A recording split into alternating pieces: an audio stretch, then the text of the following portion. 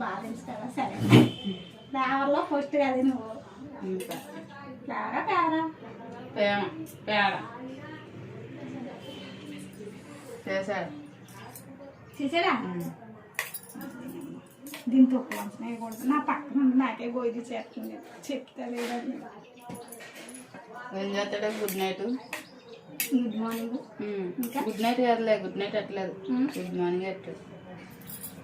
నాకు కూడా ఎవరన్నా చెప్తే మీ ఆయన ఉన్నాడు కదా నీ చేయడానికి. వద్దులే. ఓ రోజు 2 రోజులు బాగుంటుంది, సమ్మగా ఉంటుంది. 3వ రోజు కమ్మగా ఉంటుంది. ఆలస్యం లేకపోతే బాగుంటాడు. వద్దులే అమ్మ.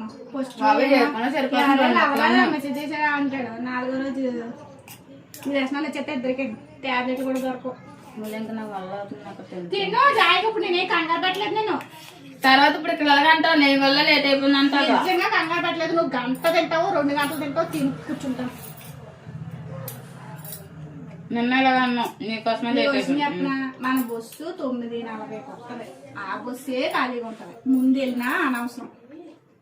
ఇక్కడ నుంచి వెళ్తామా, వెళ్ళినా అక్కడ వెయిట్ చేయాలి. ఆ వెయిట్ చేసేది ఎక్కడే వెయిట్ చేస్తాం. తిని పట్ల ఏదో తినేసి ఉంటావు కదా. ఏం తిన్నావు చెప్తాను. దోశ తిన్నావు కదా. గడ్డి బాగుంటున్నా. దోశ తిన్నావు కదా నువ్వు. పాప పంపాడు. నేను చూస్తాను చేసుకున్నాను. ఇంకా రేటెట్టుంది పొయ్యి మీద అంటే నువ్వు దోశ వేసావు కదా. పిల్లలకి వేసాను అప్పలమ్మ. వేసానని ఒప్పుకున్నా కదా, ఇంకెందుకు. తిన్నానని కూడా ఒప్పుకో. నేను తినలేదు కాబట్టి తింటే తిన్నానని చెప్తాను.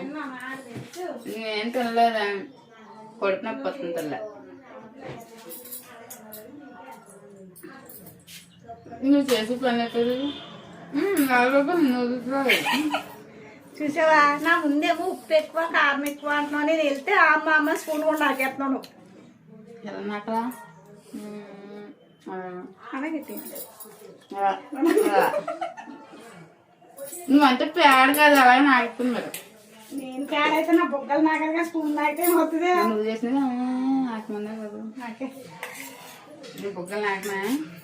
చాలా టైం 10 అయింది. నేను అందుకే తిన్నాను. అదే శ్రీనివాస్ గారు మిస్డ్ కాల్ ఇచ్చారు. నేను ఆగైనా లేదు. రేట్ అది తినేసి వచ్చాను. కొంచెం కాదు, స్పూన్ కూడా 2 స్పూన్లు అస్సలు వద్దు. నాకు వద్దు, నిజంగానే వద్దు. అది నేను తెచ్చింది తక్కువే తెచ్చాను. అని నేను అక్కడ తింటాను. మళ్ళీ ఆ కూత మోసుకెళ్తావేంటి? బ్యాగ్లో ఎత్తుకుంటాను. అదేమానండి తినలేను.